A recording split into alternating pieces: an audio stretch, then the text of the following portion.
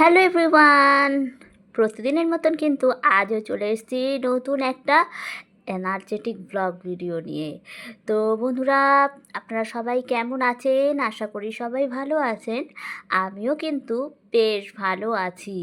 আর সকাল সকাল তাই কিন্তু ব্লগটা স্টার্ট করে দিলাম। আজ হলো শনিবার। তো শনিবারের ব্লগ ভিডিও নিয়ে হাজির আমি শম্পা ডেইলি লাইফস্টাইলে আপনাদের সকলকে স্বাগতম। তার সাথে আমার তরফ থেকে অনেক অনেক অনেক ভালোবাসা বন্ধুরা আপনাদের সকলকার জন্য।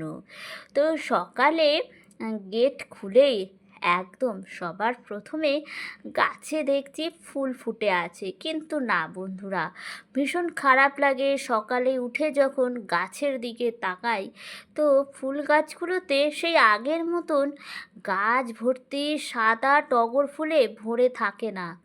বুঝে উঠতে পারি না যে কেন এখন এতটা কম ফুল ফোটে। নয়নতারা ফুল গাছেও তাই একই অবস্থা, মানে গাছে যে আগে পুরো ভরে থাকতো ফুলে, সেই জিনিসটা আর হচ্ছে না। তাই ভাবি যে কী সমস্যা, বৃষ্টি তো প্রতিদিন হচ্ছে, গাছে তো ভালো মতন জল পাচ্ছে, তারপরেও যে কেন এরকম অবস্থা, গাছে ফুল ফুটছে না, পাতাগুলো কেমন ঝরে ঝরে পড়ে যাচ্ছে, বুঝে উঠতে পারি না। বন্ধুরা, আপনাদের বাড়িতেও যদি গাছগুলোর এরকম অবস্থা হয় আমাকে একটু কমেন্টে জানাবেন। আর এর থেকে মানে মুক্তি পাওয়ার উপায়টাও একটু আমাকে একটু বলবেন। সবাই তো চায় গাছে মানে ফুল ভরে থাকুক, খুব ভালো লাগে গাছে ফুল ভরে মানে থাকতে দেখলে মনটাও যেন জুড়িয়ে যায়। তারপর দেখুন বন্ধুরা, এক এক করে বাসি কাজগুলো কিন্তু সব সেরে নিচ্ছি।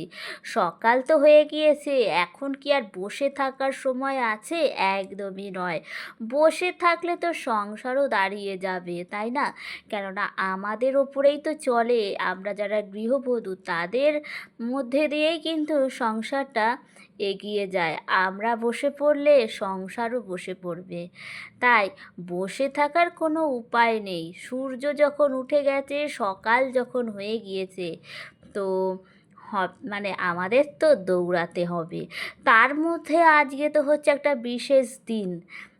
আমার কাছে তো এটা বিশেষ দিন।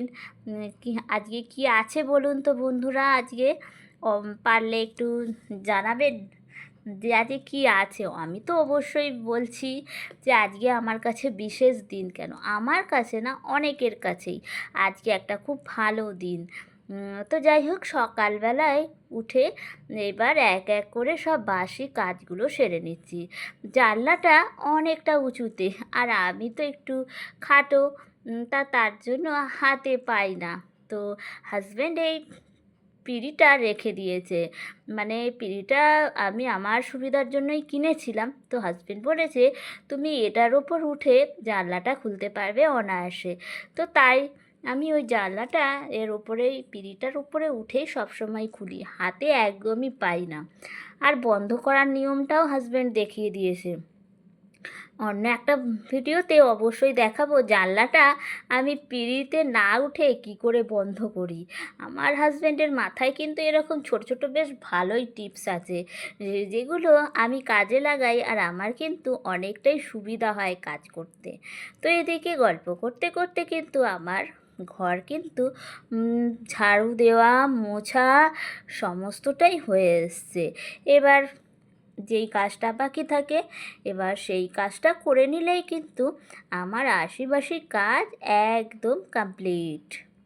তো এদিকে ঝটপট করে ঝকঝক পটপট গিয়ে বলছি আমি, ঝটপট করে ঘরদোর মুছে চলে এসেছি বাথরুমে, ব্রাশ আর গামছা তোয়ালে নিয়ে চলে এলাম। এইবার তো স্নানের পালা। তো এবার ঝটপট করে স্নানটা সেরেই চলে যেতে হবে ঠাকুর ঘরে। আর ফুল তো আমি সকালে তুলেই রেখেছি, তাই আর স্নান সেরে ফুলটা তুলতে যেতে হয় না। তো এদিকে আমি সমস্ত বাড়ির ফুল দিয়েই কিন্তু ঠাকুরের আসনটা সাজিয়েছি। শুধু 2-4টে গাঁদা ফুল ছিল, তো সেইটাই দিয়েছি। তো এই প্রতিদিন আমি তাই করি। আর মায়ের বাড়িতে গেলে জবা ফুল আনি, তখন আরও ফুল দিয়ে মানে আসনটা মানে ভরে যায়।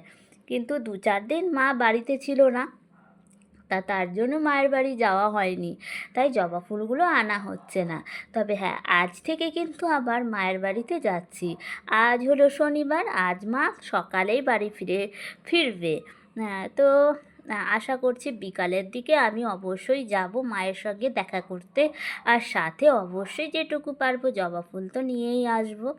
তো পুজো করে এবার চলে এসেছি চা ব্যবস্থা করতে।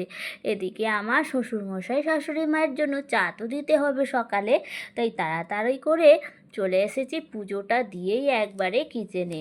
আর এখন শ্বশুরমশাইয়ের শরীরটা 2 দিন আগে খুবই খারাপ ছিল, তো তার জন্য এখন আর দুধ চা খায় না। ডাক্তারবাবু বলেছেন লাল চাই করে দিতে দুবেলা।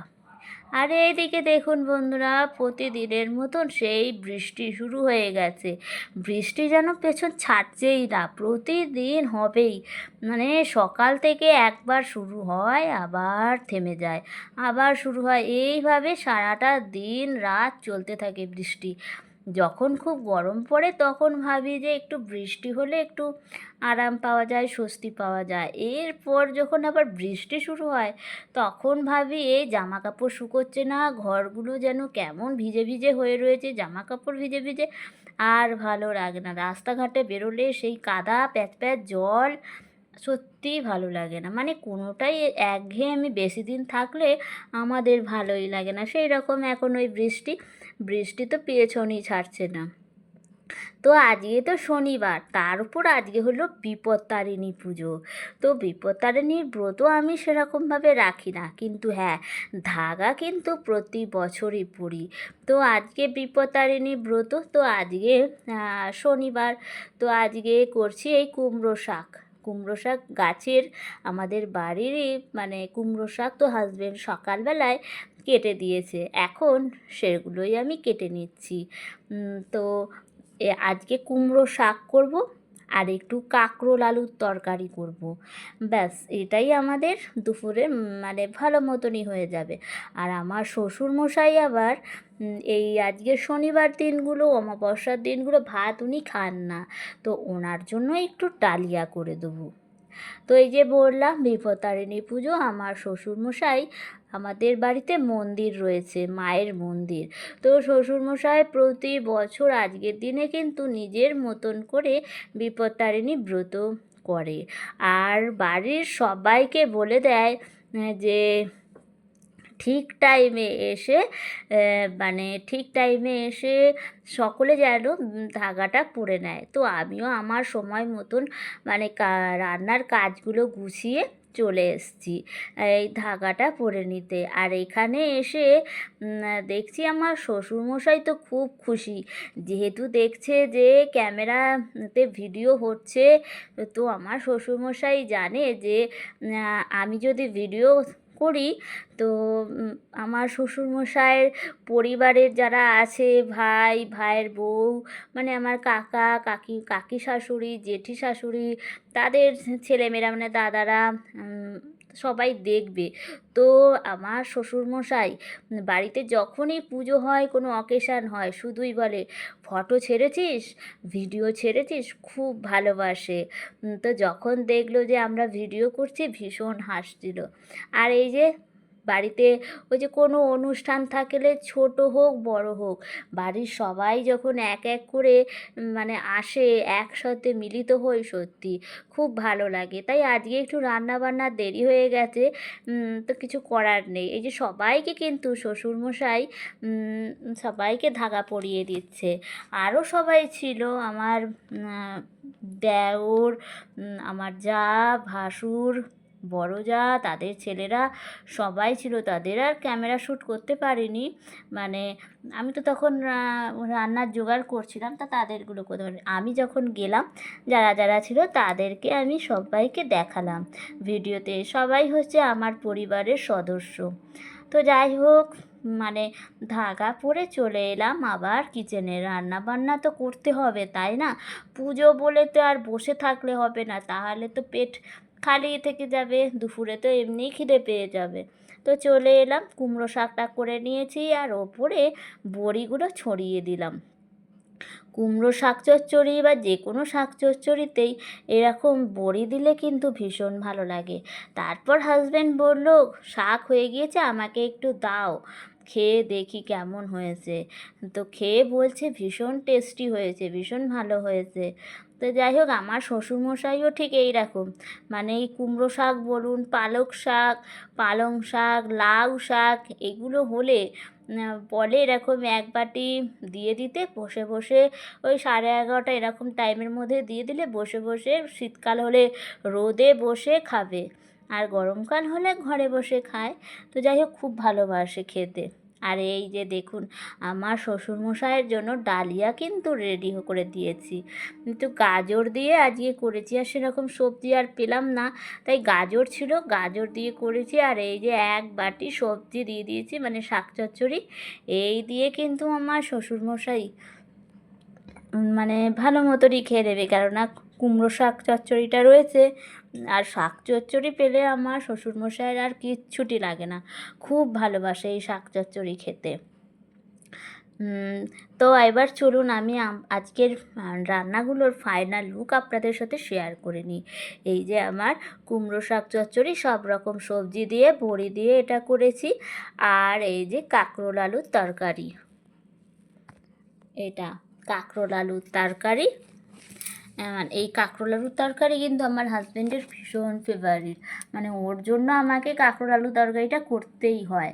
আর সাথে তো থাকবেই প্রতিদিনের মতন গরম গরম সাদা ভাত, যেটা দুপুরে না হলে একদমই চলে না। আর এই যে রয়েছে ওবেলার জন্য ছোলার ডাল, একবারে এই বেলাতেই করে নিলাম, রাতে গরম গরম লুচি ভাজবো আর তরকারিটা গরম করে নেবো, ব্যাস। তারপর আমরা খাওয়া দাওয়া করতে বসে পড়েছি। শ্বশুরমশাই শাশুড়িমাকে খাবার দাবার দেওয়া হয়ে গেছে, ওনারা খেয়ে দিয়ে শুয়েও পড়েছেন। তারপর আমি আর আমার হাজব্যান্ড দুজনে মিলে বসে পড়েছি লাঞ্চ করতে। তো এইভাবেই আজকের ভিডিওটা বন্ধুরা কেমন লাগলো, আর আপনারাও কি বিপত্তারিণীর ব্রত আজকে করেছেন কিনা সেটাও কমেন্টে জানাবেন, ধাগা পড়েছেন কিনা সেটাও কমেন্টে জানাবেন। আর আমার কিন্তু এই যে ধাগা পড়া হয়ে গিয়েছে, আমি তো ভীষণ খুশি। তো আজকের ভিডিওটা কেমন লাগলো অবশ্যই কমেন্ট করবেন। সবাই ভালো থাকবেন, সুস্থ থাকবেন, নেক্সট ভিডিওতে দেখা হয়ে যাবে।